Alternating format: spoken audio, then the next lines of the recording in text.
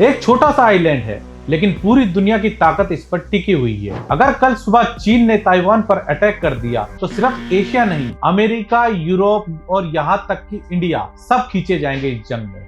सवाल ये नहीं है चीन ताइवान पर अटैक करेगा या नहीं, सवाल ये है जब करेगा तो दुनिया का क्या होगा। आप देख रहे हैं द उमेश मोर और आज समझेंगे चीन ताइवान टकराव की पूरी कहानी। 1940 के दशक की बात है। चीन में सिविल वॉर चल रहा था। एक तरफ चाइनीज कम्युनिस्ट पार्टी के माओ जेडोंग, दूसरी तरफ रिपब्लिक ऑफ चाइना गवर्नमेंट के चेंग काई शेक। 1949 तक माओ जीत गए।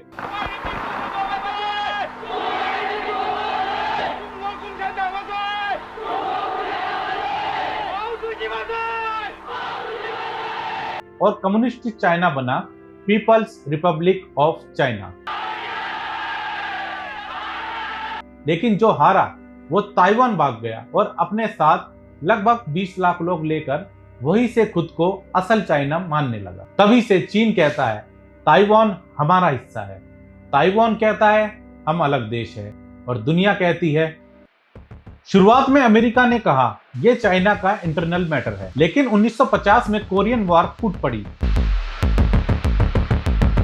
North Korea plus China versus south Korea plus USA. America घबरा गया, कहीं कम्युनिस्टवाद पूरे एशिया को ना निकल जाए। बस फिर क्या था, यूएसए नेवी ताइवान के पास खड़ी हो गई। तब यूएस राष्ट्रपति ट्रूमैन ने कहा ताइवान का फ्यूचर अभी अनडिटरमाइंड है, मतलब चाइना अटैक नहीं करेगा, अमेरिका ताइवान को बचाएगा।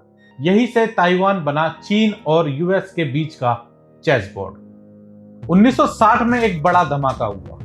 चीन और सोवियत यूनियन एक दूसरे के दुश्मन बन गए। अमेरिका ने यह मौका देखा। राष्ट्रपति रिचर्ड निक्सन और हेनरी किसिंगर ने एक सीक्रेट बातचीत की चीन के साथ। डील सिंपल थी।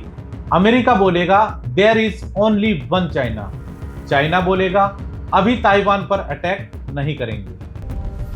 We will not attack Taiwan for now. Not war.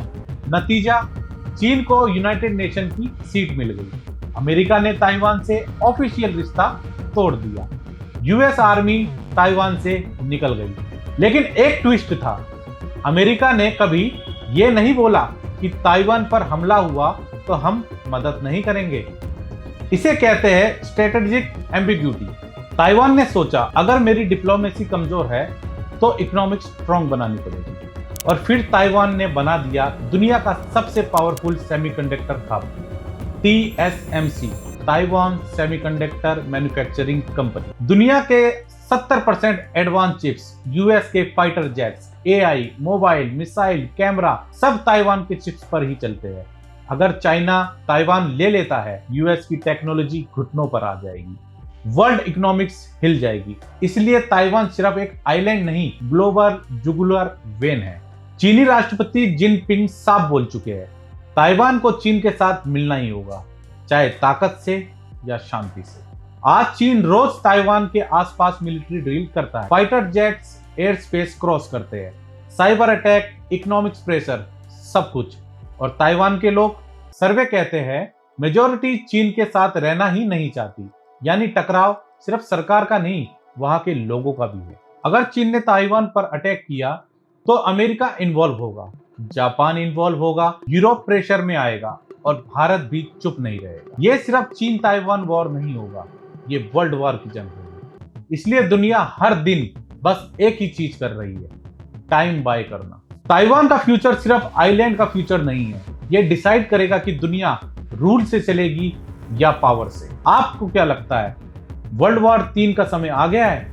आप देख रहे हैं द उमेश मोर, जहां हर कहानी के पीछे का सच दिखाया जाता है, बिना डर, बिना फिल्टर।